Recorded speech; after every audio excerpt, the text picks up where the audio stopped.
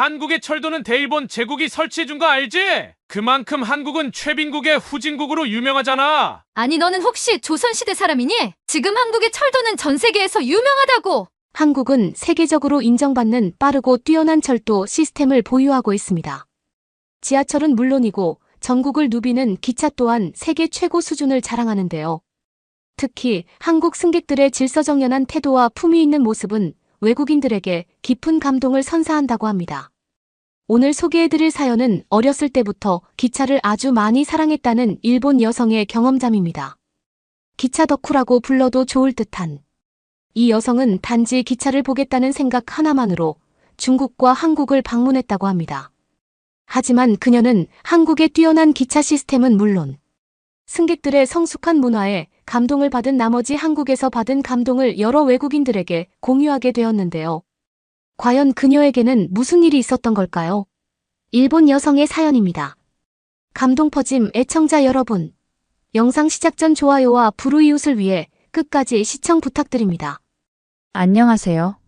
제 이름은 미카짱이라고 해요. 일본 요코하마에서 살고 있죠. 어려서부터 줄곧 철도에 관심이 있었던 저는 세계 각국의 철도 문화를 이해하고 탐방하고 싶어 여러 나라를 돌아다니기 시작했는데요.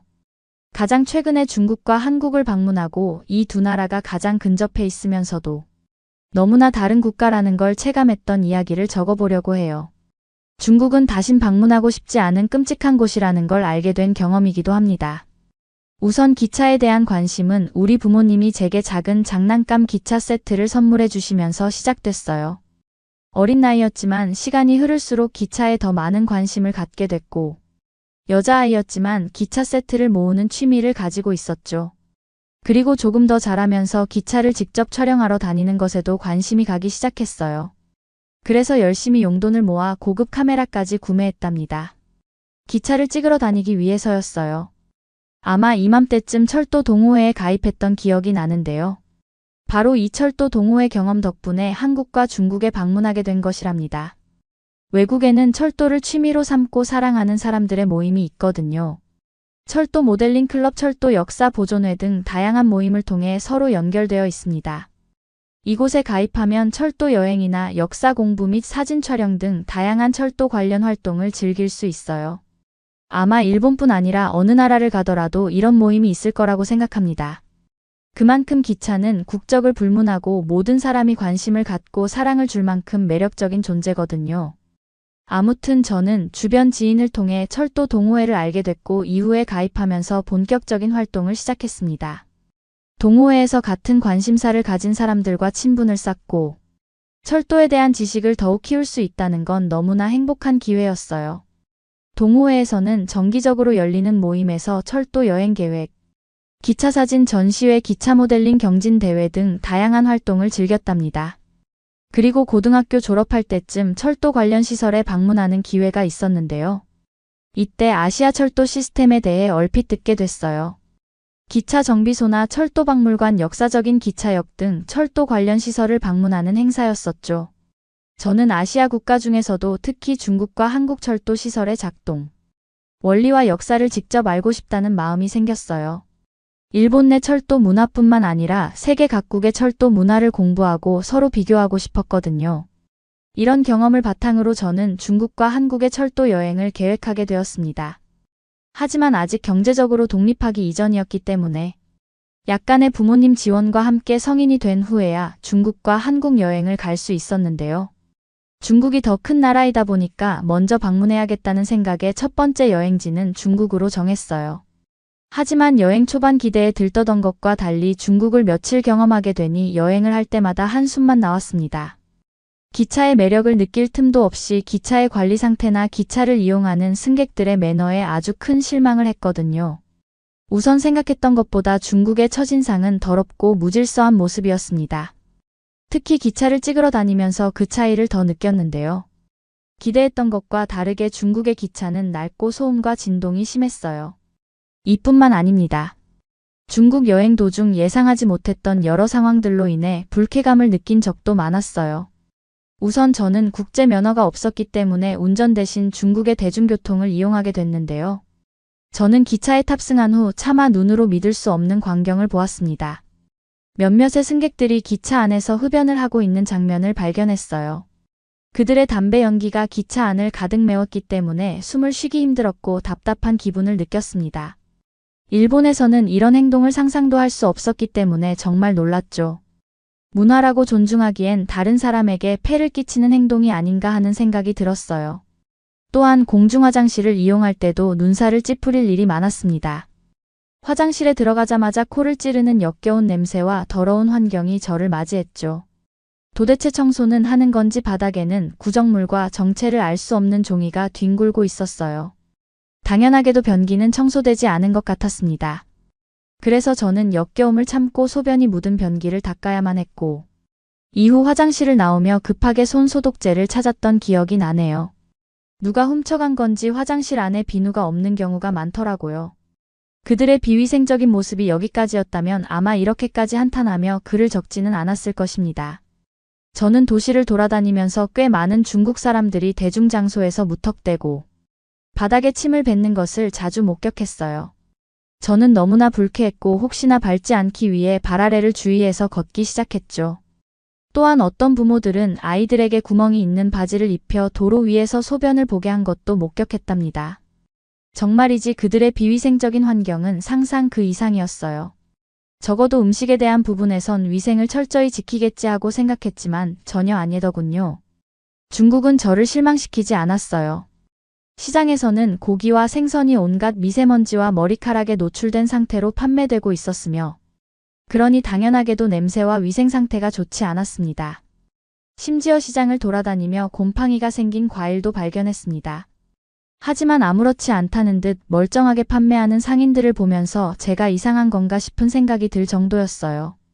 저는 이 모습을 본 후 절대로 시장에서 판매하는 음식을 사지 않았습니다. 중국에 온 김에 쇼핑 문화도 경험해보고자 시장 거리를 방문했는데요.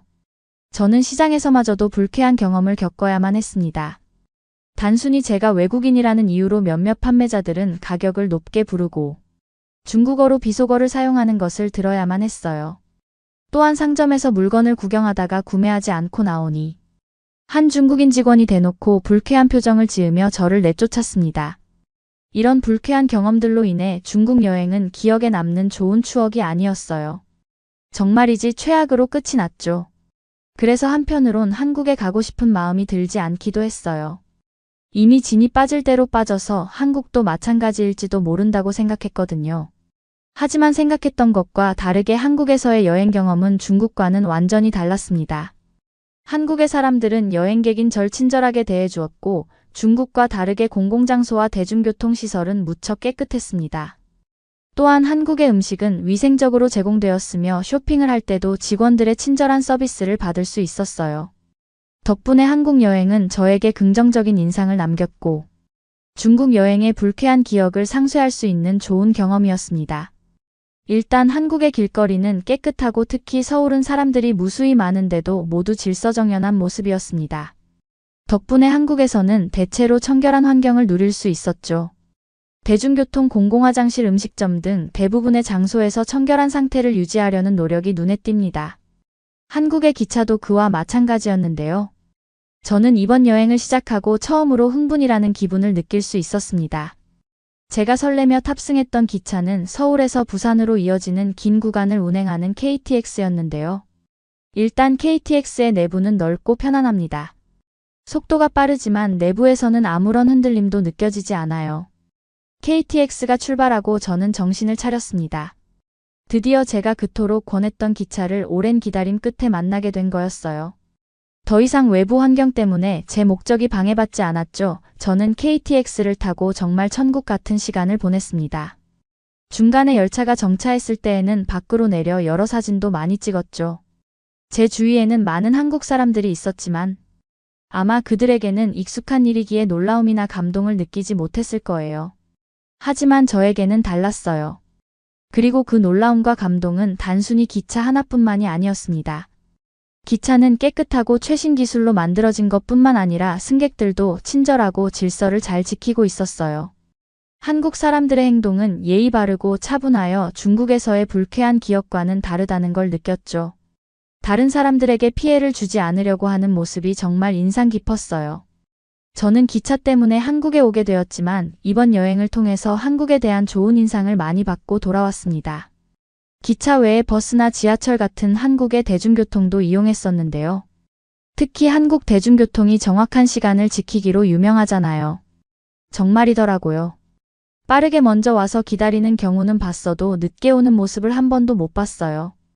덕분에 지하철이나 기차를 이용하면 예상한 시각에 목적지에 편리하게 도착할 수 있었죠. 그리고 중국보다 비교적 안전했기 때문에 마음 놓고 여행할 수 있었는데요. 중국 일부 지역에서는 소매치기 같은 피해를 당할 뻔했기 때문에 매번 노심초사하면서 걸어야만 했거든요. 하지만 한국에서는 소지품 관리에 신경 쓸 필요가 전혀 없었죠. 오히려 일본보다 더 편하게 다녔던 것 같아요. 또 한국 관광지에는 영어 안내가 잘 되어 있어서 개인적으로 정말 편했던 기억이 나요. 중국에서도 영어를 사용하는 사람들이 있지만 번화가를 벗어나면 대다수 지역에선 영어를 사용하기 어려운 경우가 대부분이거든요. 저는 한국에서도 경복궁, 창덕궁, 인사동과 같은 전통적인 명소를 방문하고 명동과 홍대와 같은 현대적인 명소를 돌아보면서 한국의 다양한 문화를 체험했었어요. 또한 김치, 불고기, 비빔밥과 같은 전통 음식뿐만 아니라 치킨, 떡볶이와 같은 현대적인 음식도 즐겼죠. 정말 깔끔하고 친절한 서비스 덕분에 실망할 일이 없었어요. 한국에서는 상점, 레스토랑, 호텔 등에서 매번 친절한 서비스를 경험할 수 있었거든요. 직원들은 고객인 제게 미소와 인사를 건네며 불편한 점이나 필요한 부분은 없는지 세심하게 물어보면서 챙겨주었죠. 중국에서는 손님을 향한 직원들의 태도가 다소 무뚝뚝하게 느껴졌고 게다가 고객을 마치 귀찮은 존재로 대하는 종업원도 많았기 때문에 돈을 내고 온 사람의 입장인데도 기분이 상당히 나빴거든요. 또 한국 여행에서도 쇼핑을 빼먹지 않았는데요. 한국의 쇼핑몰과 시장에 있는 직원들이 친절하게 대해주었고 가격도 합리적이었기 때문에 무척 즐거운 쇼핑이 가능했어요. 게다가 이렇게 합리적인 가격에 제품의 품질도 좋아서 몹시 만족스러웠습니다. 중국에서 샀던 물건들은 대부분 한두 번 쓰고 버려야만 했거든요. 제값을 하지 못하는 상품도 많았고요. 특히 한국 화장품이 일본에서 유명하기 때문에 남은 용돈을 탈탈 털어서 한국 브랜드 제품들을 많이 구매했었는데요. 정말 저렴한 가격에 상품의 질이 너무 좋아서 아직까지 해외 직구를 통해 구매해서 사용할 정도로 애용하고 있어요. 어머니께 한국 스킨케어 세트를 선물로 드렸는데 빈통을 싹싹 긁어서까지 사용하시더라고요. 저는 너무나 만족스러웠던 한국 여행을 끝내고 다시 일본으로 돌아왔습니다. 이번 경험은 중국과 한국 사이의 차이를 더욱 명확하게 인식하게 해주었는데요. 전 일본에 돌아오자마자 일기장에 중국과 한국 여행에서 겪은 문화적 차이와 경험에 대해 하나하나 적으면서 그 차이가 인상 깊었다고 느꼈어요. 중국 여행에서의 불쾌한 경험들을 적으면서 한국과 바로 붙어 있는데도 두 나라가 이렇게 다를 수 있구나 하는 걸 느꼈죠. 아마 다시 돌아간다면 중국엔 무슨 일이 있어도 방문하지 않을 것 같아요. 차라리 한국에 두세 번 더 가겠죠. 철도 문화체험과 관계없이 한국을 즐기기 위해 한 번 더 방문하고 싶은 마음이 커요. 개인적으로 정말 즐거웠던 여행이었거든요. 여러분은 이번 사연을 통해 어떤 것을 느끼셨나요? 좋아하는 기차 때문에 방문한 한국에서 좋은 추억을 만들고 돌아갈 수 있었던 일본 여성 미카짱 씨의 사연이었습니다. 한국을 오기 전 중국에서 힘든 시간을 보냈던 사실은 같은 아시아 국가에 사는 사람으로서 조금은 안타까운데요. 우리는 다른 문화권에 있는 나라를 방문하는 경우 비위생적이거나 불편한 관행을 접할 수 있다는 사실을 잊지 말아야 합니다. 하지만 다행스럽게 그녀가 두 번째로 방문했던 우리 한국의 경우는 오히려 일본보다도 더 현대적이고 깨끗한 모습을 보여주었는데요. 나라 자체에 흥미가 생길 만큼 승객들의 성숙한 모습을 볼 수도 있었습니다. 덕분에 열차의 아름다움을 온전히 감상하면서 긍정적인 여행을 할 수 있었는데요. 앞으로도 한국을 찾는 모든 외국인들에게 우리 한국이 긍정적으로 비춰질 수 있었으면 좋겠네요.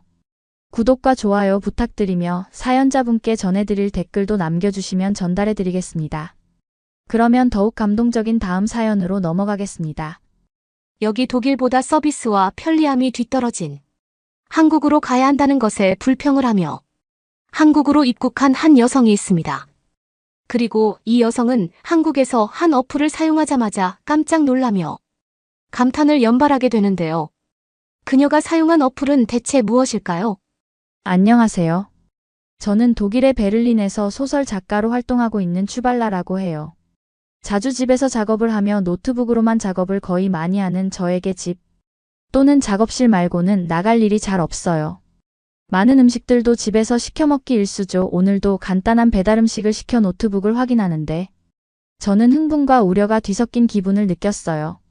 저의 노트북 화면에는 제 출판사로부터 온 이메일이 열려 있었고 그 안에는 제 눈길을 끈 이메일이 하나 와 있었거든요. 제목란에는 한국 출판사와의 협업이라고 적혀 있었는데 이걸 읽는 것만으로 제 심장 박동이 조금 더 빨라지는 것 같았어요. 저는 거의 10년 동안 미스터리와 드라마가 복잡하게 얽힌 이야기로 유명한 소설가였어요. 저는 종종 독일의 전통과 문화적 뉘앙스에 초점을 맞추었고 항상 제 자신의 문화에 대한 깊은 이해를 자랑스럽게 여겼죠. 저는 꼼꼼하고 솔직히 말하자면 약간 국수주의적인 견해를 가진 사람으로서의 평판을 쌓아왔어요. 그래서 저는 제가 오랫동안 회의적인 시선으로 바라봤던 한국과 함께 일한다는 생각이 불편했어요. 사실 일한다는 생각이 불편한 가장 큰 이유들이 있어요. 한국과 저에게는 복잡한 역사가 있거든요. 솔직히 저에게는 이제껏 한국 제품과 서비스에 대한 과거의 경험이 그리 좋지 않았고 국수주의적인 정서는 제 편견을 더욱 깊게 만들었거든요. 그리고 사실 제 소설을 읽은 한국인들에게 많은 비판을 받기도 했어요. 저는 그 부분이 잘 이해가 안 가더라고요. 저희 나라의 유구한 문화를 소설로 엮었을 뿐인데 제가 왜 욕을 먹어야 하죠? 그들에게 온 이메일이나 제 기사에 달린 그들의 댓글은 제 눈에는 단지 열등감에 가득 찬 민족들처럼 보일 뿐이었어요. 그리고 독일에 여행 온 한국인들을 꽤 봐왔는데 솔직히 좀 개념이 없어 보인다는 생각이 들 때가 있었어요. 바닥에 담배꽁초를 틱틱 버리지를 않나, 너무 크게 식당이나 대중교통에서 떠들지를 않나, 제가 보기에 한국인들은 예의가 없어 보였고 심하게 말하면 덜 배운 것 같다는 생각이 들기까지 했어요. 국수주의적인 정서를 가진 저에게는 아무래도 좋아 보일 수가 없는 모습이었죠. 그럼에도 불구하고 제 출판사는 우리 독자들 사이에서 커져가는 한국 문화에 대한 관심을 활용하고 싶어 했어요. 저는 매우 불편해서 거절하고 싶었어요. 저에 대해 비판을 했던 한국인들의 모습이 보이기도 하고 수락한다면 한국으로 향해야 했는데 저는 독일만큼 편하게 살 수 있는 곳은 없다고 생각했거든요. 이렇게 맛있는 음식을 제 아늑한 집에서 시켜 먹으며 작업을 할 수도 있고 저희 독일 사람들은 다들 친절하기도 하고요. 또 저는 성격도 홀로 일하면서 혼자만의 시간을 중시하는 사람인데 제가 한국으로 가면 얼마나 불편하겠어요. 지금 같은 작업이 가능하겠어요. 이런 생각들을 하면서 저는 아무래도 거절을 해야겠다는 생각을 하고 있었어요. 그런데 처음에 제가 이 프로젝트에 대해 망설이고 있을 때 제 멘토인 토마스 선생님은 추발라, 이건 우리의 시야를 넓힐 기회야 라고 말씀하셨어요. 한국은 다양한 분야에서 주목할 만한 발전을 이뤘어. 이제 우리가 그걸 인정할 때가 되었단다. 하지만 선생님, 저희 아름다운 전통과 문화가 있는데 굳이 한국으로 가야 할까요? 이미 충분하잖아요. 제가 말했어요. 추발라, 그건 너무 좁은 관점인 것 같구나. 다양한 문화를 받아들여야 내가 더 성장할 수가 있어요.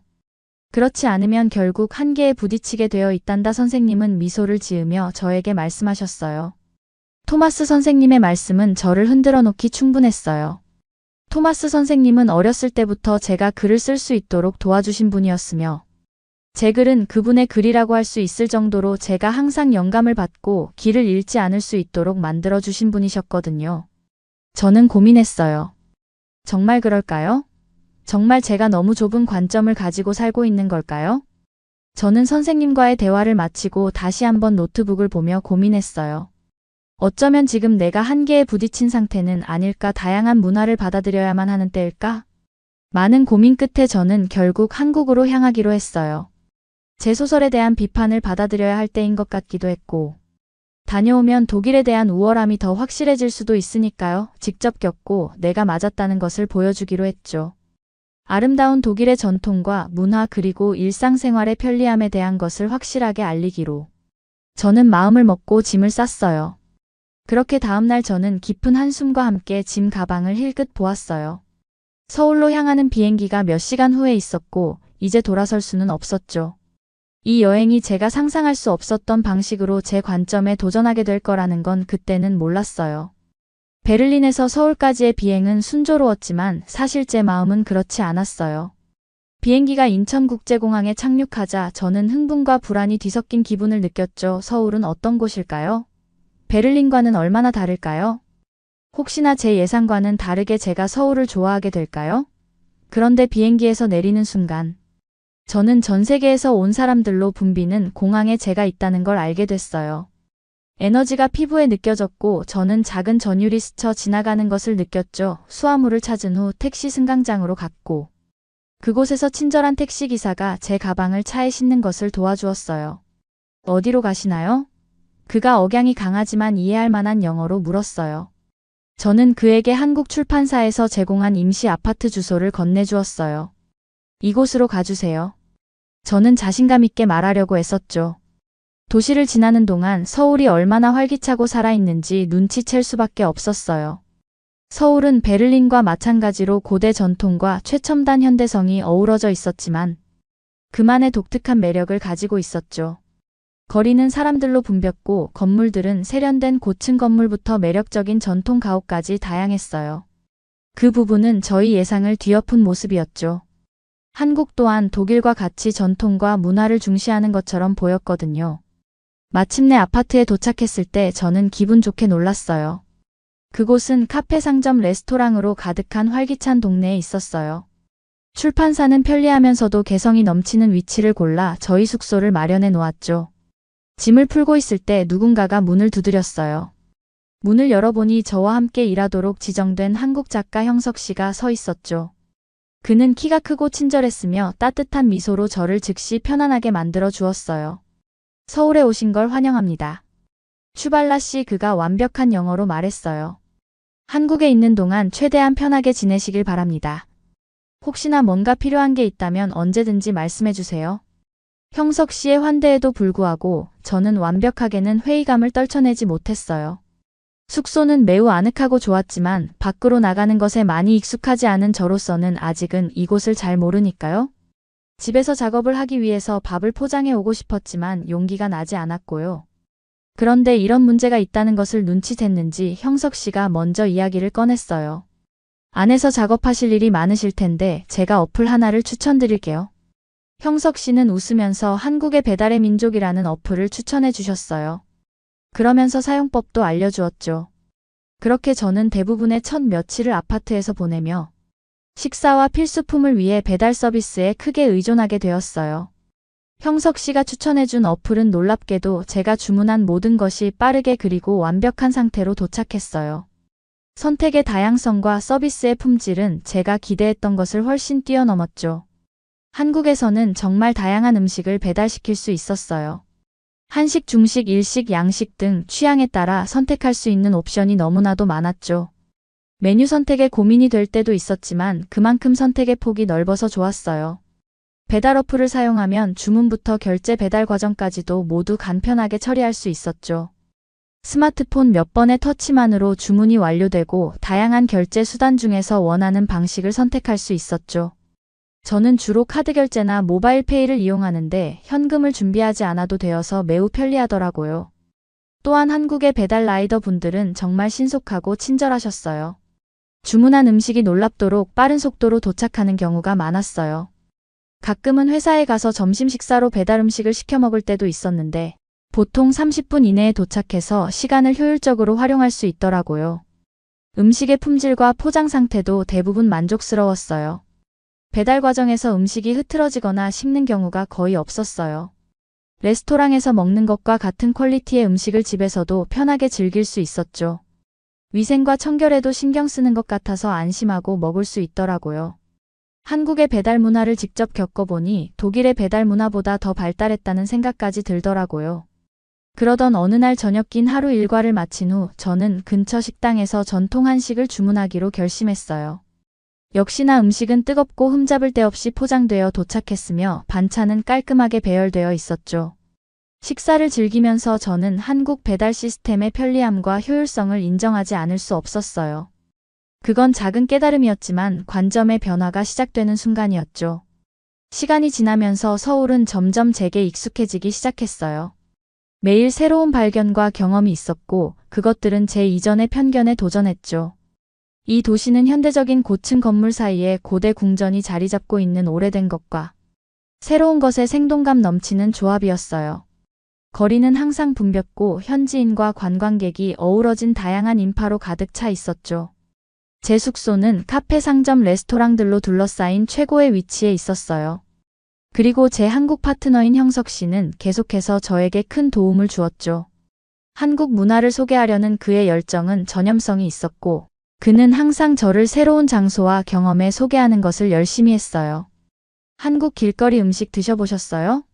어느 날 오후 우리가 붐비는 시장을 걷고 있을 때 형석 씨가 물었어요. 아니요.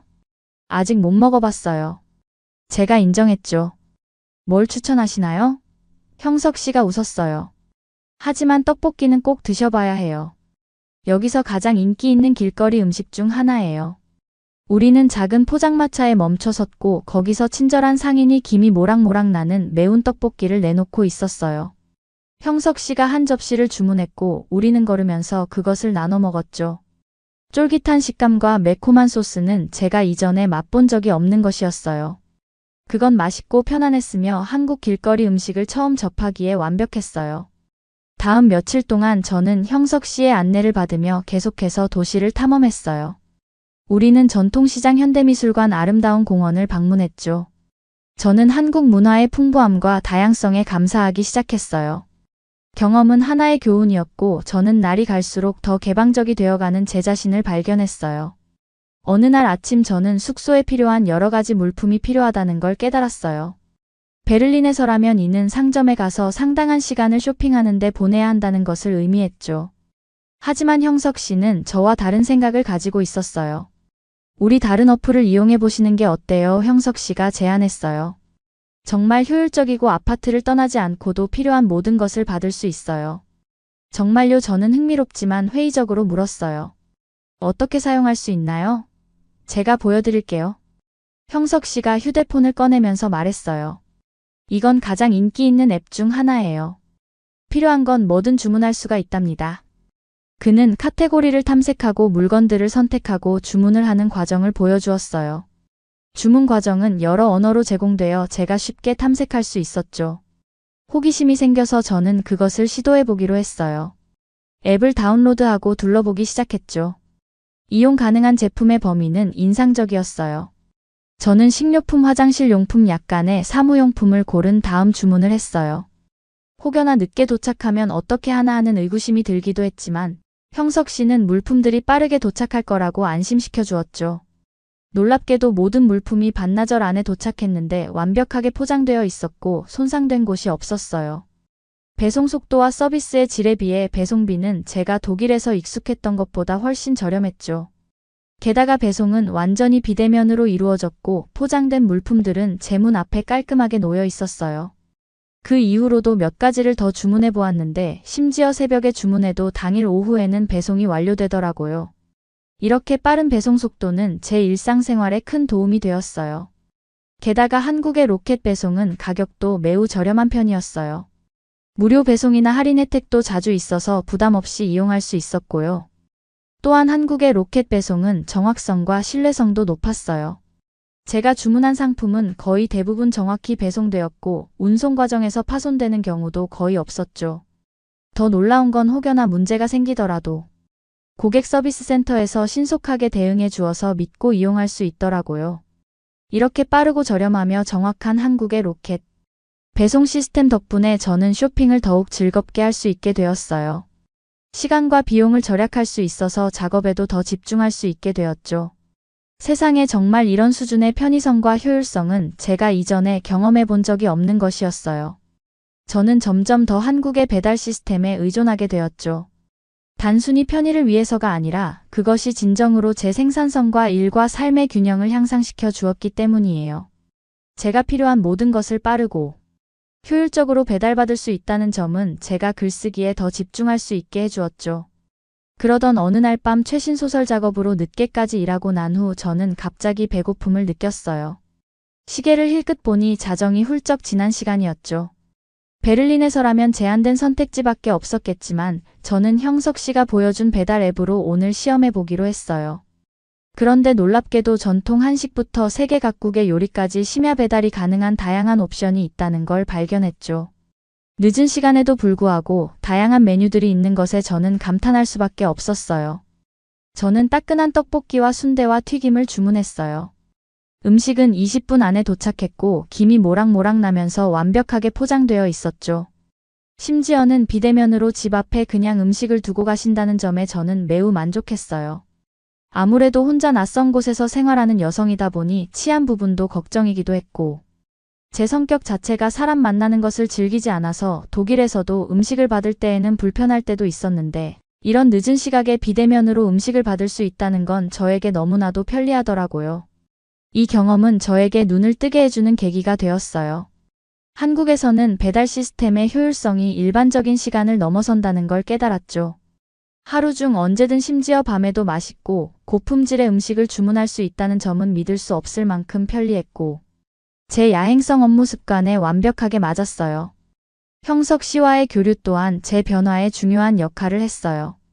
한국 문화에 대한 형석 씨의 지식과 그의 일에 대한 진정한 열정은 전염성이 있었죠. 그는 전통시장부터 현대미술관까지 한국 생활의 다양한 측면을 소개해 주었고, 제가 문화의 풍부함과 다양성을 이해하는 데 도움을 주었어요. 서울에서의 경험이 계속되면서 제 뿌리 깊은 편견이 변화하기 시작했어요. 저는 점점 더 한국의 배달 시스템에 의존하게 되었는데, 단순히 편의를 위해서가 아니라 그것이 진정으로 제 생산성과 일과 삶의 균형을 향상시켜 주었기 때문이었죠.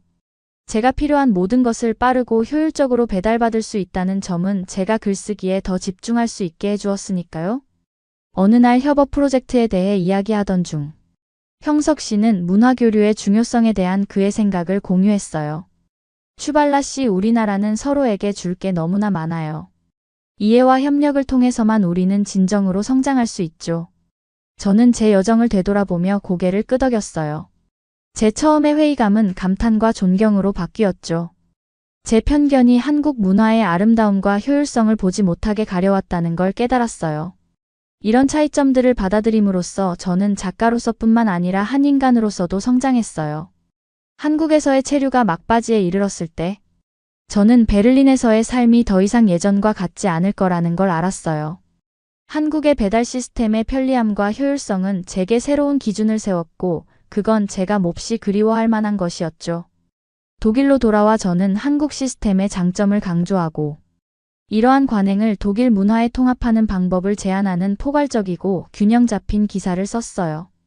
제 기사는 비평적 찬사를 받았고 저는 개방적인 접근 방식으로 칭찬받았죠. 그러나 찬사에도 불구하고 저는 한때 칭찬했던 시스템에 대한 불만족감이 커지는 것을 느꼈어요. 한국에서 경험했던 효율성과 편리함이 그리워지기 시작했죠. 그때 저는 인생을 바꾸는 결정을 내렸어요. 베를린으로 돌아와 저는 예전의 일상으로 돌아갔어요. 제 아파트는 익숙한 풍경과 소리로 가득 차 있었지만 뭔가 달라졌다는 느낌이 들었죠. 한국에서 익숙해졌던 편리함이 크게 그리워졌어요. 독일의 더 느리고 비싼 배달 서비스에 좌절감을 느꼈죠. 한때 칭찬했던 꼼꼼함은 이제 이점이라기보다는 방해물처럼 느껴졌어요. 어느 날 아침 저는 꼭 필요한 물품이 필요해서 주문을 했는데 빨리 도착할 거라고 기대했죠. 실망스럽게도 배송은 4일이나 걸렸고 비용은 서울에서 지불했던 것보다 훨씬 더 높았어요. 포장은 그렇게 깔끔하게 정리되어 있지 않았고, 배송 과정은 한국에서 경험했던 것만큼 원활하지 않았죠. 한국의 효율적인 배달 시스템이 그리워졌어요. 거기서는 몇 시간 안에 그것도 더 낮은 비용으로 식료품과 기타 생필품을 배달받을 수 있었죠. 밤늦게 음식을 주문해도 신선하고 따뜻하게 도착하는 편리함이 그리웠어요. 몇 주가 지나면서 제 불만족은 커져갔어요.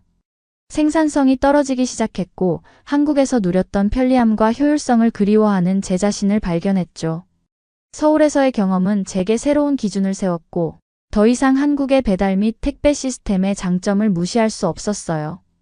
특히 좌절스러운 날이었던 어느 저녁 저는 토마스 선생님과 함께 앉아 제 감정에 대해 이야기를 나누었어요. 한국에서의 시간에 대해 많이 생각해봤어요. 저는 고백했죠.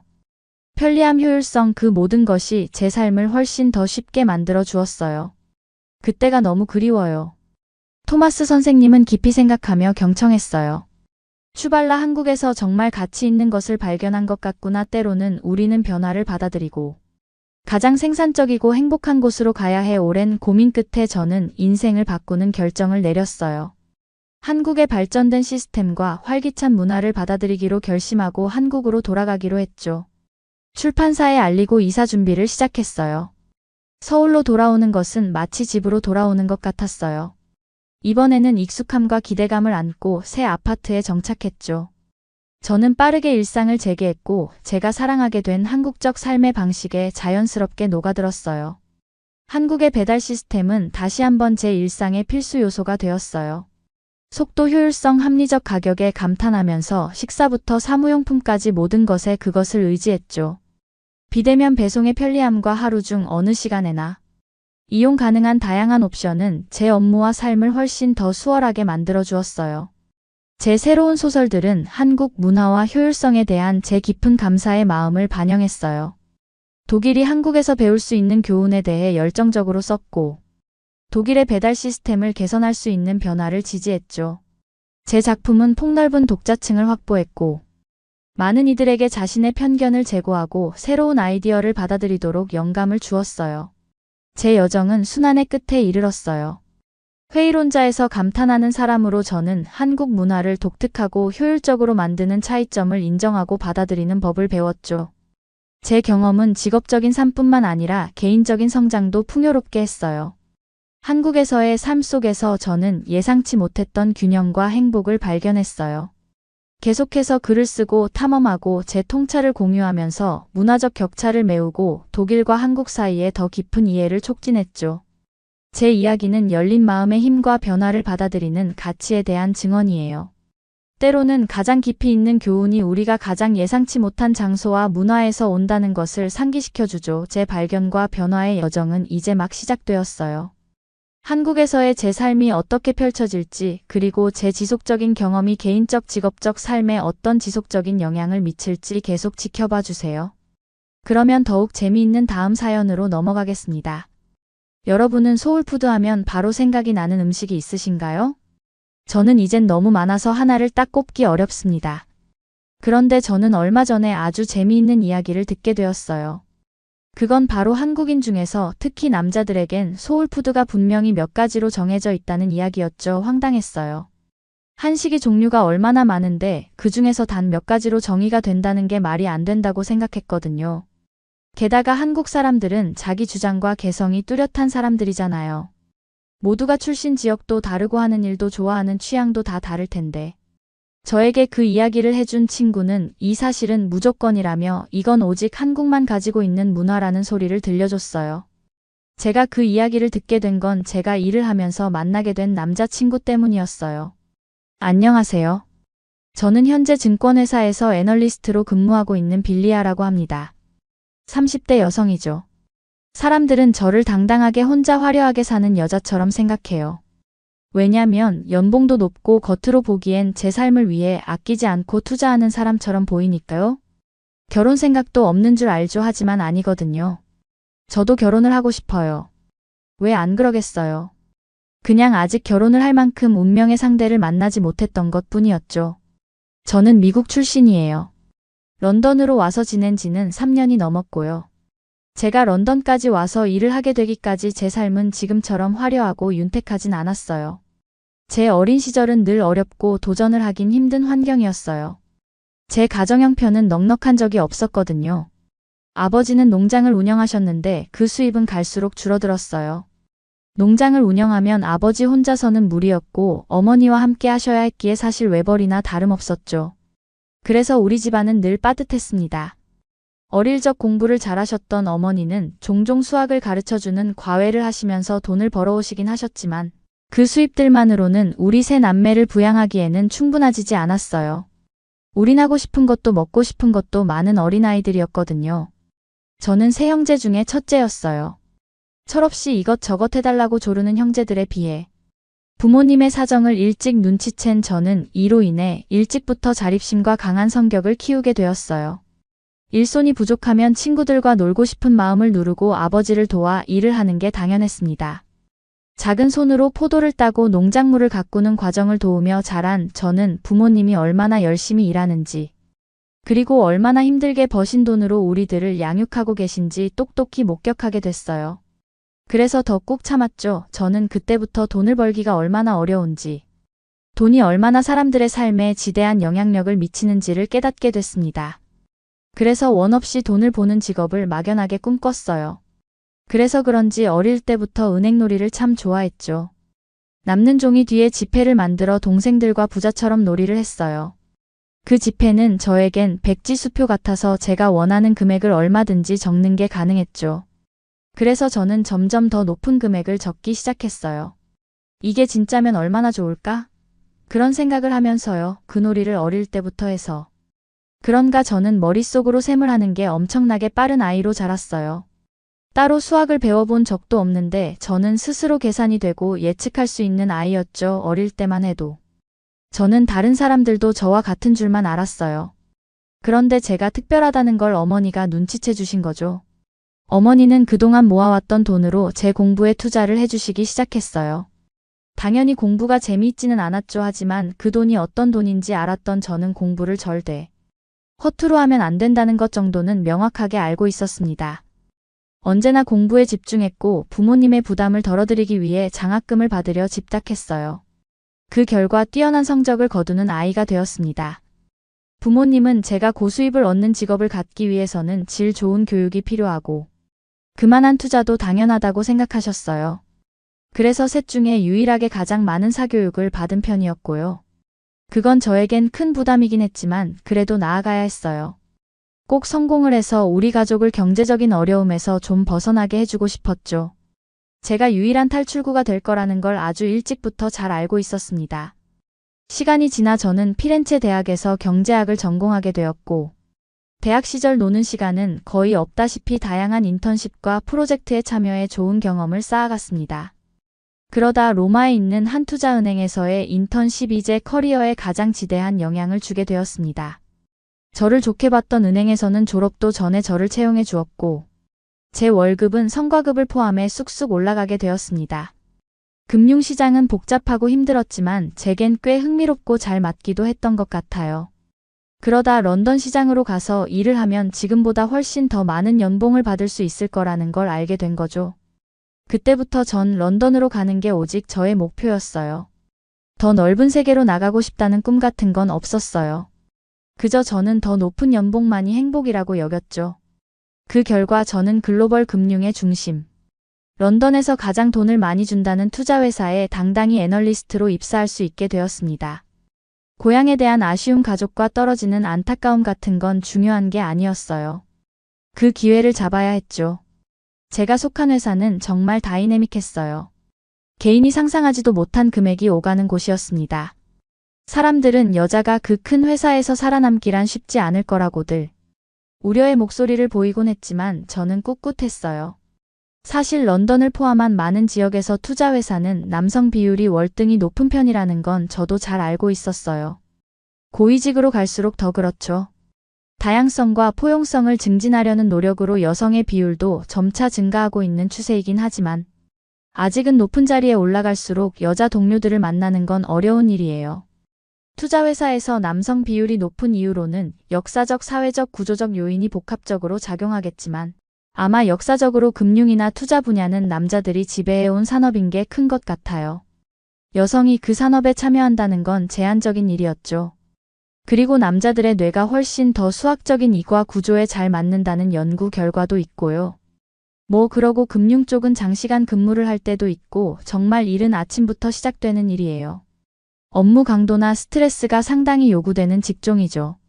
그렇기 때문에 상대적으로 가사나 육아의 책임이 더 부여되어 있는 여자들에게는 좀 불리할 수밖에 없는 직종인 것 같아요. 그런데 저는 좀 예외였죠. 저는 어릴 적부터 무슨 남자애 같다는 이야기를 들을 정도로 성향이 매우 와일드했거든요. 무뚝뚝하고 냉철한 면이 많았죠. 그 흔한 바비 인형 같은 걸로 노는 걸 즐기지도 않았어요. 그냥 재미를 못 느꼈거든요. 그 대신 조립을 하는데 희열을 느꼈어요. 저는 함께 일하는 남성 동료들보다 냉정하고 철저한 분석을 하는 편이에요. 그래서 그 능력을 인정받아 높은 성과를 내면서 빠르게 승진하기 시작했죠. 정말 드문 일이었어요. 원래는 여자 애널리스트는 남성과 동일한 성과를 내더라도 별로 인정을 해주지 않는 경향이 있거든요. 정말 독하게 살았어요. 매일 아침 5시 전에 일어나 세계 주요 신문을 읽었고 조깅을 하며 하루를 시작했죠.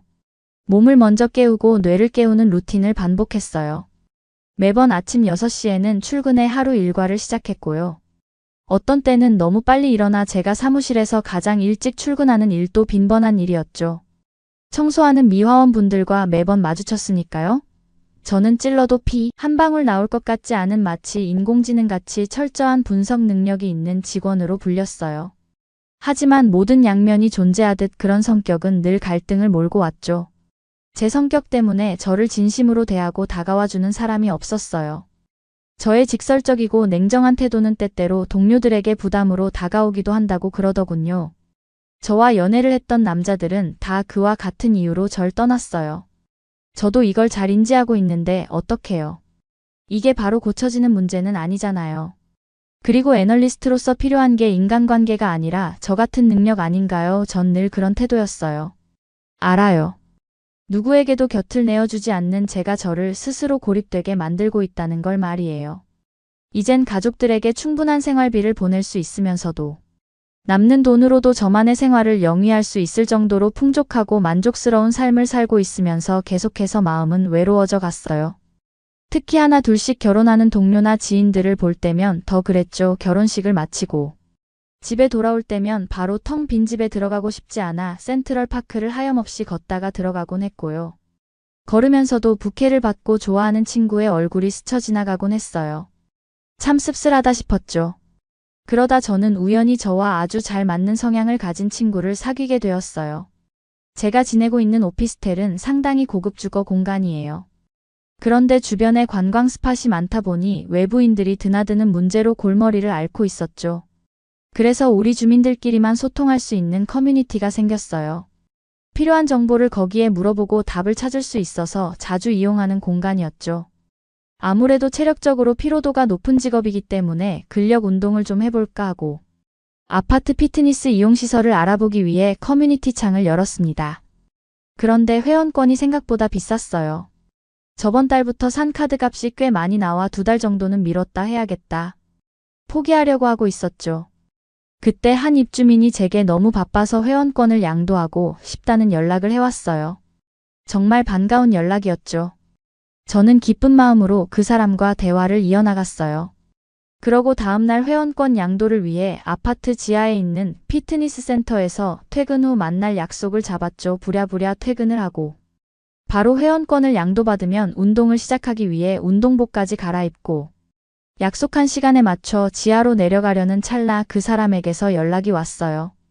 너무 연락을 늦게 해서 미안하다며 아무래도 오늘 늦게 끝나 안 될 것 같다는 말이었죠. 좀 황당하고 솔직히 기분이 상했어요. 무례했죠. 저는 시간이 돈이나 마찬가지인 사람인데 기분 때문에 말투를 딱딱하게 하고 말았어요. 그 사람은 내일은 꼭 지키겠다고 했고요.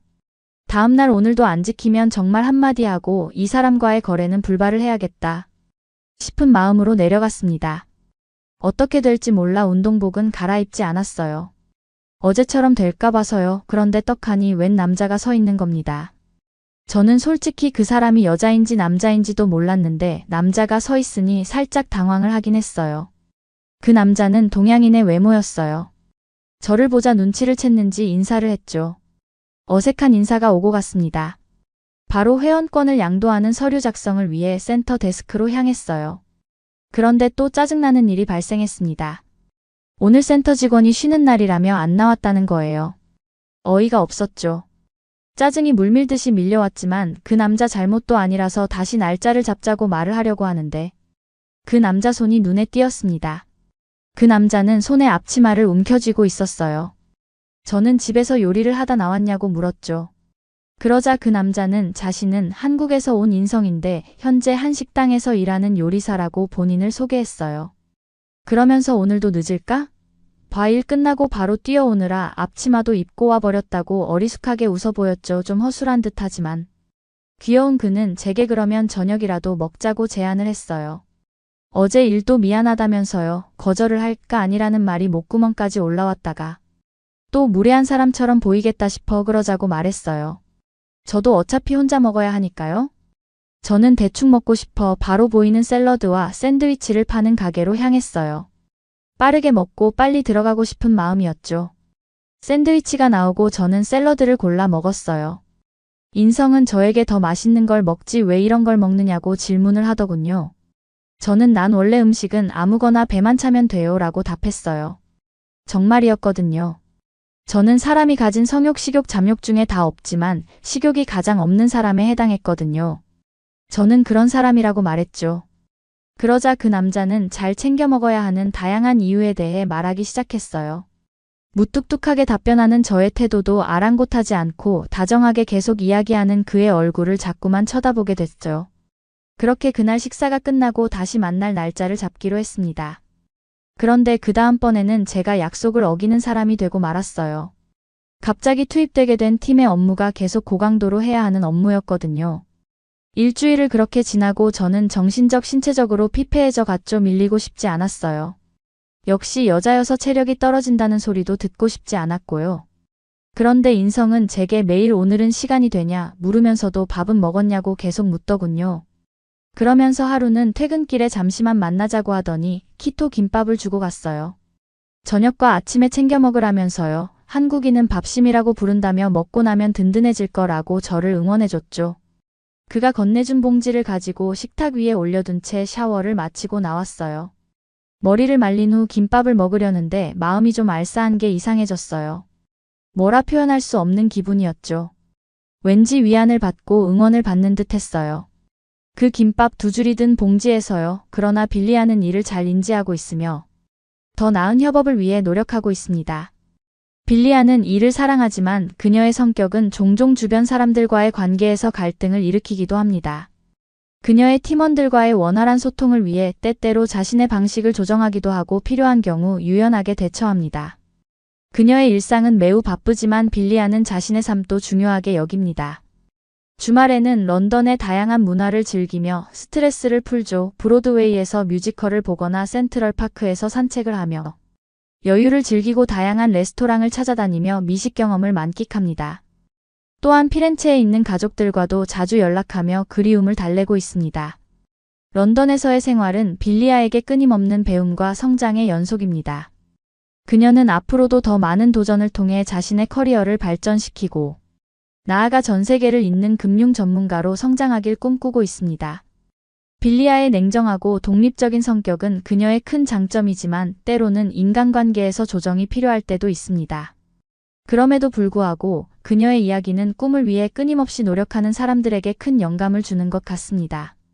저는 제가 하고 있는 일에 무척이나 자부심을 느끼고 있지만 사실 외롭기도 했거든요.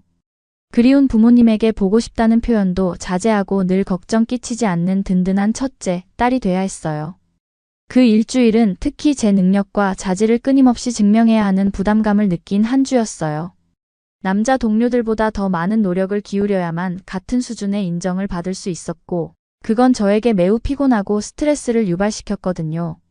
매번 이런 새로운 프로젝트를 시작할 때마다 처음부터 다시 신뢰를 쌓아야 하는 기분이 들어 뭘 삼키고 싶지도 않은 상태였는데, 인성은 그런 저를 꿰뚫어 본 것만 같았어요.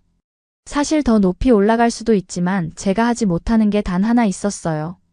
이렇게 장시간 고강도 근무를 하고 와도 저는 남자들처럼 술, 담배를 하지 않았거든요. 그들 사이에 있는 네트워킹에서 한 발짝 밀려 있었죠. 특히나 금융산업에서는 네트워킹이 매우 중요한데, 많은 중요한 비즈니스 네트워킹 기회가 골프장이나 술자리에서 이루어졌어요. 하지만 여자인 저는 매번 그런 자리에 초대받지 못하는 경우가 많았고 그날도 그런 날이었거든요. 그런 곳과 기회에서 배제되면 중요한 정보나 기회를 놓치게 될까봐 초조한 퇴근길이었어요. 저는 그가 준 김밥을 한 입 넣으면서 꼭꼭 씹었어요. 그러고 그에게 연락을 했죠. 너무 잘 먹었다고 그리고 혹시 지금 산책을 하는 것 어떠냐고요. 저에게 밤 7시 이후의 산책은 애널리스트가 된 이후에 단 한 번도 없는 일탈과도 같은 거였어요. 매번 새벽 5시에 일어나는 저희 패턴을 다 깨버리는 일이었죠. 인성은 바로 1층에서 만나자고 했고 우린 저녁 거리를 걸을 수 있었죠. 원래 저녁 런던 거리는 잘 걷지 않으려 노력해요. 범죄가 너무 빈번하게 일어나거든요. 그런데 인성과 있어서 마음을 놓을 수 있었어요. 왜냐면 인성은 180도 넘는 큰 키에 다부진 체격을 가지고 있어서 웬만한 서양인들보다 몸이 좋았거든요. 인성과 걸으면서 그의 다정한 면에 이런저런 이야기를 하다가 왜 애널리스트가 됐고 어떤 어려움이 있는지까지 이야기하게 됐어요. 원래 저는 절대 그런 사람이 아닌데 저도 왜 그랬는지 모르겠어요. 그러고 요즘이 제게 얼마나 힘든 마음을 주는지 그 고민까지 털어놓았죠. 그러자 인성은 제게 내일 쉬는 날이니 일찍 끝날 수 있으면 런던에서 최근 가장 핫한 곳을 가자고 제안을 하더군요. 자신이 힘들 때면 꼭 먹는 소울푸드가 있는데 혹시 먹어보지 않을 거냐고 물었고요. 저는 사람들에게 뒤처질까봐 월차도 눈치를 보고 철저히 계산을 해서 쓰는 사람인데 그냥 그러자고 대답을 해버렸어요. 뭔가 원래 제 방식을 완전하게 벗어나고 싶었나 봐요. 다음날 회사에 갔다 반차를 쓰고 퇴근을 했어요. 그와 만나기로 한 곳에서 제가 먼저 기다리고 있었는데 저 멀리 인성이 보였죠. 엄청나게 멋지게 차려입고 나왔더라고요. 눈을 어디에 둬야 할지 모르겠고 막 마음이 두근대고 난리가 났어요. 저는 제 마음을 눈치챌까봐 얼른 가자고 딴 말로 얼버무렸고요. 어디로 가는 건지도 안 물었어요. 그냥 그를 따라가기로 했죠. 5시가 좀 안 된 무렵 이제 슬슬 사람들로 거리가 가득 차기 시작했어요. 골목에 들어섰는데 웬 식당 앞에 사람들이 미친 듯이 줄을 서서 기다리고 있었어요. 이렇게 살펴보니 아직 문을 열지 않아 보였고요. 저는 설마 저길 가진 않겠지 싶었어요. 저는 개인적으로 뭘 기다리는 건 딱 질색이고 특히 먹기 위해서 제 아까운 시간을 할애하는 사람들은 제일 바보 같은 낭비를 하고 있다고 여기는 사람이었거든요. 그런데 맙소사 우리가 갈 곳이 거기가 맞다고 하더군요. 속으로 좀 아차 싶은 마음이 들었어요. 저와 너무 다른 사람인 것 같아서요. 그런데 인성의 소울푸드라고 불리는 거라고 하니 참아보기로 제 인생 처음 도전을 하게 된 거죠. 그런데 기다리는 그 줄 동안에도 사실 별로 지루하질 않았어요. 인성이 줄에서 차례를 기다리는 동안 정말 흥미로운 이야기들을 들려줬거든요. 인성은 우선 거기 쓰여있는 간판의 뜻부터 알려줬어요. 기사식당이라 쓰여있는 그곳은 한국의 정서를 반영한다고 말해줬죠. 한국에서는 기사님들이 인정한 식당은 정말 맛집이라고 여겨진다며 재미있는 이야기들을 해줬어요. 그리고 한국에서 특히 남자들에게 소울푸드라고 여겨지는 몇 가지 음식이 있다며 재밌는 말을 해줬죠. 흔히 한국 남자들은 돈가스 국밥, 그리고 이 제육볶음은 무조건적으로 좋아한다고 하더라고요. 그게 어떤 지역 출신이든 어떤 경험을 가진 직업군이든 상관없이 말이에요. 무척이나 흥미로웠어요. 인성은 제육볶음을 먹으면 그리운 고향이 생각나고 더 힘을 내서 기운을 내게 해주는 것 같다며 음식이 가진 힘을 자신은 믿고 있다고 했어요. 그래서 음식을 만드는 사람이 됐다고 했죠. 저는 그냥 돈만 벌기 위해 살아왔는데 그는 다양한 생각들을 가지고 있다는 게 큰 귀감이 되고 이 사람이 참 좋은 사람이구나 그런 마음이 차올랐죠. 우린 1시간 정도 기다려서 들어간 것 같아요. 다른 사람들이 말하는 걸 들었는데 정말 행운이라고 하더라고요. 보통 1시간에서 2시간 정도 기다려야 먹으러 들어올 수도 있을 만큼 최근에 유행처럼 난리가 난 곳이라고 말하는 걸 들었죠. 구글을 찾아보니 평점 5점 중에 4.6점을 기록하고 있었어요. 이게 영국에서 너무 심각하게 난리라 영국 전역에도 기사식당이 생겼다고 하더라고요. 내부에는 오래된 텔레비전이나 벽에 달린 선풍기가 특이했고 동전을 넣은 커피 기계도 있었어요. 메뉴로는 불고기 오징어 볶음 보리비빔밥 그리고 인성이 이야기한 제육볶음이 있어서 그걸로 시키기로 했고요. 한국 스타일 쟁반에는 우리가 시킨 요리 하나뿐만이 아니라 김치, 김소떡, 새우장, 달걀말이 그리고 정말 특이하고 맛있었던 청포묵 무침이라는 것도 보였어요. 이런 건 어디에서도 본 적 없는 조합이었죠. 그리고 얼마나 대단한지 보자라는 생각으로 첫 입을 먹었을 때를 잊지 못해요. 저는 맛있는 걸 안 좋아하는 게 아니라 아직 맛있는 걸 먹어본 적이 없는 사람이라는 걸 깨달았죠. 왜 그 줄을 서서 기다려서라도 먹는 건지 그 사람들이 이해할 수도 있을 것 같았어요. 보통 런던에서 이런 제대로 된 한 끼를 먹으려면 팁까지 10만 원은 좋게 드는데 이건 그에 반갑도 하질 않았어요. 아마 제 인생은 인성 씨와 한식을 즐긴 전과 후로 나눌 수 있을 것 같아요. 그전에는 소울푸드라고 하면 저는 딱히 생각나는 게 없었거든요. 맥주 한 캔 정도였던 것 같아요. 그런데 지금은 한식들 모두를 너무 사랑해서 하나를 고르기가 어려운 수준이에요. 이젠 꼬박꼬박 3끼를 다 챙겨 먹는 하루를 보내고 있어요. 한식은 너무 건강한 식재료라서 스스로도 건강해지는 걸 느끼거든요. 그리고 그렇게 든든하게 먹는 이유는 계속되는 이 경쟁. 사회 속에서 내가 나를 단단한 마음으로 지키기 위한 저만의 수단이에요. 제가 하는 일이 성과를 내도 제 공으로 돌아오지 않는 날은 계속되고 있거든요. 근데 달라진 게 있어요. 스트레스 받으면 저도 한식을 찾아 먹으면서 해소를 할 수 있는 사람이 되었단 거예요. 동료들은 이런 바뀐 저를 보고 이제야 좀 사람 같다면서 예전보다는 좀 더 많은 대화를 나눠요. 저는 계속 제가 속한 사회에서 살아남기 위해 노력할 거예요.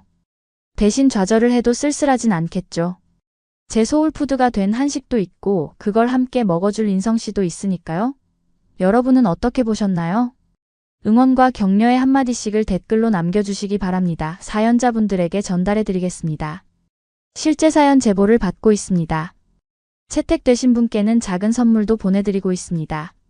저희의 사연이 여러분의 하루에 작은 힘이 될 수 있었으면 좋겠습니다. 감동적인 사연을 주변 분들과 이야기 나눠보세요. 더욱더 좋은 영상으로 다시 찾아뵙겠습니다.